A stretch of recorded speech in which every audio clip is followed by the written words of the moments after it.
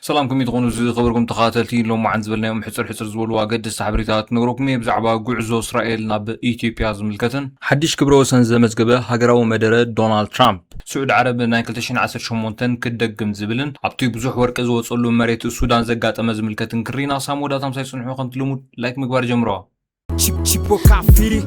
ሱዳን እታ ብነዳድን ወርቅን ሃብታም ዝኾነት ኮርዶፋን ብደብዳብ ድሮን ትናወጽ ኣብ ኩናት ሓድሕድ ሱዳን ሓድሽ ግንባር ኮይኑ ዘሎ ደቡባዊ ማእከል ዞባ ኮርዶፋን ብዙሓት ሰላማውያን ዝሞትሉ ብዙሕ ደብዳብ ድሮን ዝፍጸመሉ ቦታ ኮይኑሎ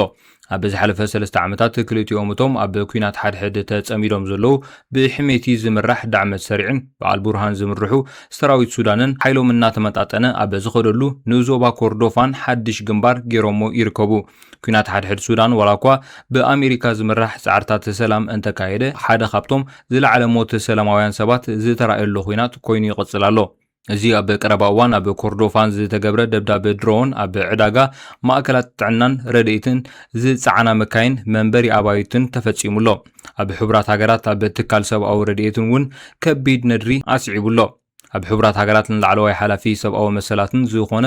ቮከር ቱርክ ኣብ ዝሓለፈ ሰሙን ኣብ ዝሃቦ መግለጺ ኩሎም ወገናት ኣብ ልዕሊ ሰላማውያን ሰባት ዝፍጸሙ ዘለዉ ደብዳባት ብቕጽበት ደው ክብሉ ኣለዎም ኢሉ ነይሩ ኩሎም ወገናት ካብ ንብረት ሰላማውያን ሰባት ምጥቃም ጀሚሮም ሰላማውያን ሰባት ንምክልኻል ህጹጽ ስጉምቲ ክወስዱ ኣለዎም ኢሉ እቲ ሓላፊ ኣብ ሰሜን ምዕራብ ኮርዶፋን ኣብ ውሽጢ 2 መዓልታት ብዝተፈጥረ መጥቃዕቲ ድሮን ልዕሊ 50 ሰላማውያን ሰባት ከም ዝተቆትሉ ዝገልጽ ጸብጻብ ድሕሪ ምውጽኡ ነዚ ለበዋ ኣመሓላሊፉ እቲ ደብዳብ ድሮን ብሰራዊት ሱዳን ከም ዝተፈጸመ እኳ ካብቲ ቦታ ዝወፀ ጸብጻብ እንተሓበረ እንተኾነ ግን ኣብ ልዕሊ ሰላማውያን ሰባትን ትሕተ ቅርጽን ደብዳብ ብምፍጻም ክልቲኦም ወገናት ተኸሰስቲዮም ኮርዶፋን ቀንዲ መራኸቢት ናይቲ ኣብ ትሕቲ ዳዕመት ሰሪዕ ዝርከብ ዳርፉርን ኣብ ትሕቲ ሰራዊት ሱዳን ዝርከብ ካርቱምን እያ እቲ ካብ ሚያዝያ 2023 ዝጀመረ ኩናት ሓድሕድ ሱዳን ብሰንኪ ዘይምስማዕ ክልቲኦም መራሕቲ ዝተወልዐ ኮይኑ ክሳብ ሕጂ መዕለቢ ተራኽቦን ዘሎ ዞባ ዳርፉር ብወርቂ ነዳድን ሃብታም ብምዃና ኸኣኒ ሰራዊት ሱዳን ንኻርቱም ድሕሪ ምቁፅጻሩ ነዛ ዞባ ንምሓዝ ንምዕቃብን ቀንዲ ዕላምኡ ገይሩ ይሰርሕ ኣሎ ሰራዊት ዳዕመት ሰሪዕ ኣብ ጥቅምቲ ዝሓለፈ ዓመት ንከተማ አልሸፈር ምስ ሓዛ እዛ ኣብ ደቡባዊት ማእከል ሱዳን ትርከብ ዞባ ቀንዲ ግንባር ናይቲ ኩናት ሓድሕድ ሱዳን ክትከውን ግዜ ኣይወሰደን ንዳዕመት ሰሪዕ ንኮርዶፋን ምቁፅጻር ነቲ ኣብ ዝሓለፈ ዓመት ዝኸሰራ ካርቱም ንኸማልስ ዕድል ስለ ዝፈጠረሉ ከም ዓቢ ስትራቴጂካዊ ቦታ እዩ ዝርአ بعبي خان كردفان مقوصار ኣብ ልዕልቲ ዘለዎም ሃብቲ ጸጋታት ንሙሉእ ምዕራብ ሱዳን ንኸውሕስ ከም ዝሕግዞ ኣክለድ ካብ ኢንዲፔንደንት ግሎባል ኮንፍሊክት ሜንተር ይገልጽ حدش كبر وسن زمزقبه هاجراو مدره دونالد ترامب مرح أمريكا دونالد ترامب ኣብ ኮንግረስ ተሃገር ፕሬዝደንታዊ ሃገራዊ መደረ ኣስሚዑ ኣብቲ ንህሉ ኩነታት ተሃገርን ዓለምን ዝሸፈነ ዓመታዊ መደረ ናብ ስልጣን ካብ ዝመጽእ ንድሓር ዘመዝገቦም ዓወታት ይዘርዚሩ እቲ ንሓደ ሰዓትን 50 ደቂቃን ዝወሰደ መደረ ኣብ ታሪኽ ሃገራዊ መደረ መራሕቲ እታ ሃገር እቲ ዝነውሖ ምዃኑን ክብረ ወሰን ሒዙሎ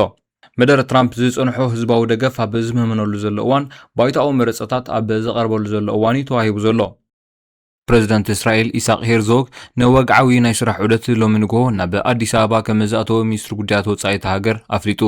እቲ ፕሬዝዳንት ኣብ ሃገራዊ ማዕርፎ ነፈርቲ ቦሌ ምስ በጽሐ ብሚኒስትር ጉዳያት ወጻኢ ጊዲዮን ጢሞቴዎስ ምክትል ኣምባሳደር ብርሃኑ ጸጋይን ተቐቢሎሞ بمسارة مينستر قدرات وصاي بريزيدنت إسرائيل عب إثيوبيا عب أنحل أوان زمدنا خلتين هاجرات محيالن مثل علو سب السلطان منجستي كزارابن تثبيت يكبر مينستر قدرات وصاي إسرائيل نوعدة بريزيدنت بمملكات عب زوج ومجلسي هيرزوج مثل كدايم مينستر أبي أحمد كرخبيو مثل بريزيدنت تايي أسكي هايل سلاسيون كزارابيلو بمسارة سبساب مينستر قدرات وصاي إسرائيل مرحي محبر سب أيهود إثيوبيا ببيت إسرائيلوان زفلت مثل بريزيدنت هيرزوجون كزارابيلو ኢትዮጵያ ኣብ ቀርኒ ኣፍሪካ ኣገዳሲት ሃገር ክብል ዝገልጸ ሚኒስትር ጉዳያት ወጻኢ እስራኤል እቲ ዑደት ኣብ ምሕያል ምትሕባርን እስራኤልን ኢትዮጵያን ብሓፈሻ ድማ ሃገራት ቀርኒ ኣፍሪካን ዝምድና ምምሕያሽ ሓድሽ ምዕራፍ ክኸፍት ኢሉ ፕሬዝደንት እስራኤል ናብ ኢትዮጵያ ዝገብሮ ዘሎ ዑደት ፕሬዝደንት ቱርኪ ረሲብ ጣይብ ኤርዶጋን ናብ ኢትዮጵያ ድሕሪ ምእታው ድሕሪ ሓደ ሰሙን ዝኸውን ዘሎ ቀዳማይ ሚኒስትር አብይ አሕመድ ምውቅ አቀባብላ ዝገበረሉ ፕሬዝዳንት ቱርኪ እስራኤል ንሶማሊላንድ አፍልጦ መሃባ ኣብ አዲስ አበባ ኣብ ዝሃቦ መግለጺ ነቂፉ ነይሩ ኤርዶጋን እስራኤል ንሶማሊላንድ አፍልጦ መሃባ ንሶማሊላንድ ይኹን ንቀርኒ ኣፍሪካ ዝኾነ ይኹን ረብሓ ኣይክህልዎን ክብል ተሰሚዑ ነይሩ እዚ ዘረባ ንሶማሊላንድ ኣቆጢዑ መንባሩ ዝዝከር ኮይኑ ዓንቲ መላእ ዓለም ናብ ቀርኒ ኣፍሪካ ክጥምታውን ከም ዘለዎን ዝገለጸ ኤርዶጋን ቱርኪ ኣብዚ ዞባ ሓድሽ ግጭት ክለዓል ከም ዘይትደሊ ገሊጹ ነይሩ። ጸገማት ናይ ዞባ ብባዕለን ሃገራት እቲ ዞባ ክፍታሕ ከም ዘለዎ ቀርኒ ኣፍሪካ ዓውደ ውግእ ናይ ወጻኢ ሓይልታት ክትከውን ከም ዘይብላውን ንኣምን ኢሉ ነይሩ። ትማል ሶኒ ምክትል ሚኒስትሪ ጉዳያት ወጻኢ ስዑድ ዓረብ ዋሊድ አልከሬጂ ናብ አዲስ አበባ ብምእታው ሚኒስትር ጉዳያት ወጻኢ ኢትዮጵያ ጊዲዮን ተዘራሪቦም ነይሮም። እዚ ሚኒስትር ጉዳያት ወጻኢ ስዑድ ዓረብ ናብ ኢትዮጵያ ቅድሚ ምእታው ሓደ ሰሙን ናብ ኤርትራ ብምኻድ ምስ ፕሬዝደንት ኢሳያስ አፈወርቂ ምዝራራቡ ይዝከር እዩ። ቅድሚ 2 ሰሙን ሚኒስትር ጉዳያት ወጻኢ ስዑድ ዓረብ ልኡል ፋይሳል ቢን ፋርሃን ምስ ቀዳማይ ሚኒስትር አብይ አሕመድ ኣብ አዲስ አበባ ብምርኻብ ኣብ ክልተውን ዞባውን ጉዳያት ተዘራሪቦም መንባሮም ዝዝከር እዩ። سعود عرب نتي أب مونغو إيرتران إثيوبيان زلو وطري نمقلال تتسعر كم زلا يقلت سعود عرب نتي أب مونغو إيرتران إثيوبيان النعبي زخي زلو وتهدرا وطري نمقلال دبلوماسيا وتسعرتات كم زجمرت يقلت بفلا أبزي ورحلكاتيت منقص سعود عرب نخلتين هاجرات ناب مأدي مزرراب نمملاس عبد عري كجبرت أنيحيو أبز غرباوان أب أديس أبان أسمران زي جبروا عدت العلو سبسلطان مينستر قدرات وطن سعود عرب ناب مرحة خلتين هاجرات تخطط على عدت أكايدوميم زي ناي سعود عرب زعري أب دوب كلتين هاجرات تأكيب زولو زبهال حيل دون مبال فلليات بسلام من جدي أب مفتاح ذات كرة من بارون يقلت سعود عرب أب زمدنا خلتين هاجرات ووصان ترى كتتصاوت زناي مجمريا أيكونن أب مسكرم كلتشن 10 شمونتن بشمقلنا نقص سالمان بن عبد العزيز قدام مينستر إثيوبيا أبي أحمدن بريزيدنت إيرترا إسياس أفورقن تاريخو سمع سلام أب جدة فريموميم እዚ ምዕዚ ንኽልተ 10 ዓመታት ዝቐጸለ ኣይኩናታይ ሰላም ዝብል ኩነታት ኣቋሪጹ እዩ።